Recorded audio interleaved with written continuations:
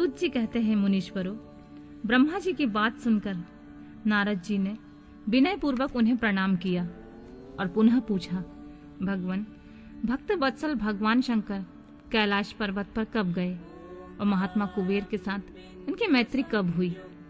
परिपूर्ण मंगल विग्रह महादेव जी ने वहां क्या किया? यह सब मुझे बताइए। यह सुनने के लिए मेरे मन में बड़ा कौतूहल है। ब्रह्मा जी ने कहा, नारद, सुनो, चंद्रमौली भगवान शंकर का चरित्र का वर्णन करता हूँ। वे कैसे कैलाश पर्वत पर गए और कुबेर के साथ उनकी किस प्रकार मैत्री हुई, यह सब मैं सुनाता हूँ। कांपिल्य नगर में यज्ञदत्त नाम से प्रसिद्ध एक ब्राह्मण रहते थे, जो बड़े सदाचारी थे। उनका एक पुत्र हुआ जिसका नाम गुणनिधि था। वह बड़ा ही दुराचारी और जुआरी हो गया था। पिता ने अपने इस पुत्र को त्याग दिया और घर से निकाल दिया। वह घर से निकल गया और कई दिनों तक भूखा भटकता रहा। एक दिन वह नैवेद्य चुराने की इच्छा से एक शिव मंदिर में गया। वहां उसने अपने वस्त्र को जलाकर उजाला किया। यह मानो उसके द्वारा भगवान शिव के लिए दीपदान किया गया। तत्पश्चात वह चोरी में पकड़ा गया और उसे प्राणदंड मिला। अपने कुकर्मों के कारण वह यमदूत द्वारा बांधा गया। इतने में ही भगवान शंकर के पार्षद वहां आ पहुंचे। उन्होंने उसे उनके बंधन से छुड़ा दिया। शिवगणों के संग में उसका हृदय शुद्ध हो गया। अतः वह उन्हीं के साथ तत्काल शिवलोक में चला गया। वहां सारे दिव्य भोगों का उपभोग तथा उमा महेश्वर का सेवन करके कालांतर में वह कलिंग राज अरिंदम का पुत्र हुआ। वहां उसका नाम था दम। वह निरंतर भगवान शिव की सेवा में लगा रहता था। बालक होने पर भी वह दूसरे बालकों के साथ शिव का भजन किया करता था। वह क्रमशः युवा अवस्था में प्राप्त हुआ और पिता के परलोक गमन के पश्चात राज सिंहासन पर बैठा। राजा दम बड़ी प्रसन्नता के साथ सब और शिव धर्मों का प्रचार करने लगे। भूपाल दम का दमन करना दूसरों के लिए सर्वथा कठिन था। ब्राह्मण समस्त शिवालयों में दीपदान करने के अतिरिक्त वे दूसरे किसी धर्म को नहीं जानते थे। उन्होंने अपने राज्य में रहने वाले समस्त ग्रामाध्यक्षों को बुलाकर यह आज्ञा दे दी कि शिव मंदिर में दीपदान करना सबके लिए अनिवार्य होगा। जिस जिस ग्रामाध्यक्ष के गांव में जितने शिवालय हैं, वहां वहां बिना कोई विचार किए सदा दीप जलाना चाहिए। आजीवन इसी धर्म का पालन करने के कारण राजा दम ने बहुत बड़ी धर्म संपत्ति का संचय कर लिया। फिर वे काल धर्म के अधीन हो गए। दीपदान की वासना से युक्त होने के कारण उन्होंने शिवालय में बहुत से दीप जलवाए और उसके फल स्वरूप जन्मांतर से वे रत्नमय दीपों के प्रभा से आश्रय हो। दीपदान की वासना से युक्त होने के कारण उन्होंने शिवालयों में बहुत से दीप जलवाए और उसके फल स्वरूप जन्मांतर में रत्नमय दीपों की प्रभा के आश्रय हो अलकापुरी के स्वामी हुए। इस प्रकार भगवान शिव के लिए किया हुआ थोड़ा सा भी हवन या आराधन समयानुसार महान फल देता है। ऐसा जानकर उत्तम सुख की इच्छा रखने वाले लोगों को शिव का भजन अवश्य करना चाहिए। वह दीक्षित का पुत्र जो सदा सब प्रकार के अधर्मों से रचा बचा रहता था, देवयोग से शिवालय में धन चुराने के लिए गया और उसने स्वार्थवश अपने कपड़े को दीपक की बत्ती बनाकर उसके प्रकाश से शिवलिंग के ऊपर अंधेरा दूर कर दिया। इन सत्कर्म के फलस्वरूप वह कलिंग देश का राजा हुआ और धर्म में उसका अनुराग हो गया। फिर दीप की वासना का उदय होने से शिवालय में दीप जलवाकर उसने यह दिक्पाल का पद पा लिया। मुनीश्वर, देखो तो सही, कहाँ उसका वह कर्म और कहाँ उसके दिक्पाल की पदवी जिसका यह मानव धर्म प्राणी इस समय यहाँ उपभोग कर रहा है। तात, यह तो उसके ऊपर शिव के संतुष्ट होने की बात बताई गई है। अब एकचित होकर यह सुनो कि किस प्रकार सदा के लिए उसकी भगवान शिव के साथ मित्रता हो गई। मैं इस प्रसंग का तुमसे वर्णन करता हूँ। नारद, पहले के पाद्य कल्प की बात है। मुझ ब्रह्मा के मानस पुत्र पुलस से विश्वा का जन्म हुआ और विश्वा के पुत्र वैश्रवण कुबेर हुए। उन्होंने पूर्व काल में अत्यंत उग्र तपस्या के द्वारा त्रिनेत्रधारी महादेव की आराधना करके विश्वकर्मा की बनाई हुई उस अलकापुरी का उपभोग किया। जब वह कल्प व्यतीत हो गया और मेघवाहन कल्प आरंभ हुआ, तब उस समय यज्ञदत्त का पुत्र, जो प्रकाश का दान करने वाला था, कुबेर के रूप में अत्यंत दुस्सह तपस्या करने लगा। दीपदान मात्र से मिलने वाली शिव भक्ति के प्रभाव को जानकर वह शिव की चित प्रकाशित का काशीपुरी नगरी में गया।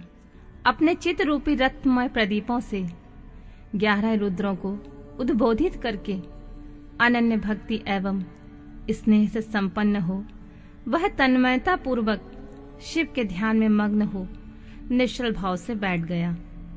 जो शिव की एकता का महान पात्र है, तप रूपी अग्नि से बढ़ा हुआ है, काम क्रोधाग्नि महाविद अग्नि रूपी पतंगों के आघात से शून्य है, प्राण निरोधी रूपी वायु शून्य स्थान में निश्चल भाव से प्रकाशित है, निर्मल दृष्टि के कारण स्वरूप से भी निर्मल है, तथा श्रद्धा रूपी पुष्पों से जिनकी पूजा की जाती है, ऐसे शिवलिंग की प्रतिष्ठा करके वह तब तक तपस्या में लगा रहा जब तक उसके शरीर में केवल अस्थि और चर्मात्र ही अवशिष्ट नहीं रह गए।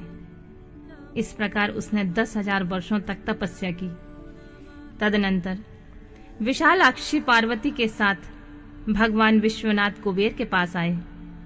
उन्होंने प्रसन्न चित्त से अलकापति की ओर देखा। वे शिवलिंग में मन को एकाग्र करके ठूठे काठ की भांति स्थिर भाव से बैठे थे। भगवान शिव ने उनसे कहा, अलकापति, मैं वर देने के लिए उद्यत हूं, तुम अपना मनोरथ बताओ।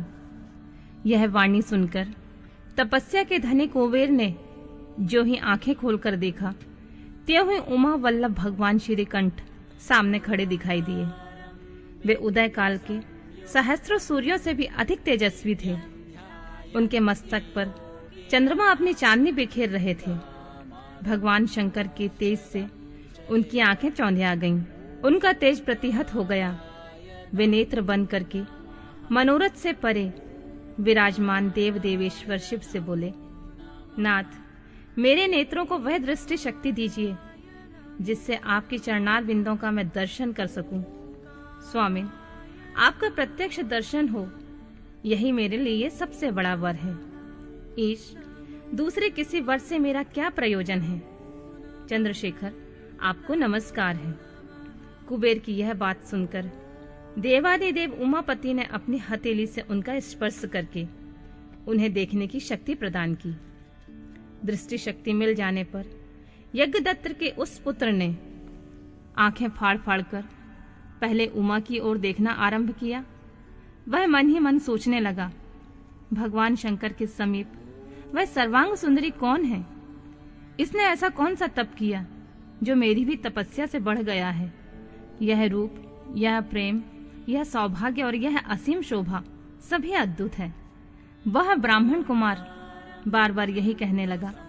जब बार बार यही कहता हुआ वह क्रूर दृष्टि से उनकी ओर देखने लगा, तब वामा के अवलोकन से उनकी बाएं आंख फूट गई। तदनंतर देवी पार्वती ने महादेव जी से कहा, प्रभु, यह दुष्ट तपस्वी बार बार मेरी ओर देखकर क्या बक रहा है? आप मेरी तपस्या के तेज को प्रकट कीजिए। देवी की यह बात सुनकर भगवान शिव ने हंसते हुए उनसे कहा, उमे, यह तुम्हारा पुत्र है। यह तुम्हें क्रूर दृष्टि से नहीं देख सकता, अपितु तुम्हारी तप संपत्ति का वर्णन कर रहा है। देवी से ऐसा कहकर भगवान शिव पुनः उस ब्राह्मण कुमार से बोले, वत्स, मैं तुम्हारी तपस्या से संतुष्ट होकर तुम्हें वर देता हूँ। तुम निधियों के स्वामी और गुहाओं के राजा हो जाओ। सुव्रत, यक्षों, किन्नरों और राजाओं के भी राजा होकर पुण्य जनों के पालक और सबके लिए धन के दाता बनो। मेरे साथ तुम्हारी सदा मैत्री बनी रहेगी और मैं नित्य तुम्हारे निकट निवास करूंगा। मित्र, तुम्हारी प्रीति बढ़ाने के लिए मैं अलका के पास ही रहूंगा। आओ, इन उमा देवी के चरणों में साष्टांग प्रणाम करो। महाभक्त यज्ञदत्त कुमार, तुम अत्यंत प्रसन्न चित्त से इनके चरणों में गिर जाओ।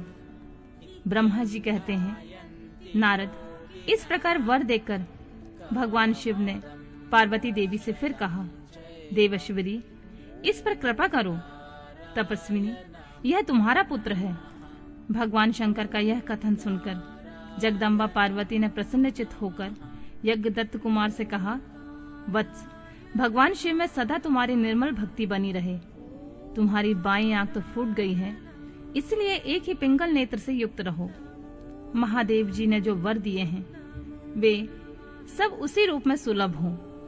बेटा, मेरे रूप के प्रति ईर्ष्या करने के कारण तुम कुबेर नाम से प्रसिद्ध हो जाओगे। और कुबेर का वर देकर भगवान देवेश्वर पार्वती के साथ अपने विश्वेश्वर धाम चले गए। इस तरह कुबेर ने भगवान शंकर की मैत्री प्राप्त की और अलकापुरी के पास जो कैलाश पर्वत है वह भगवान शंकर का निवास हो गया।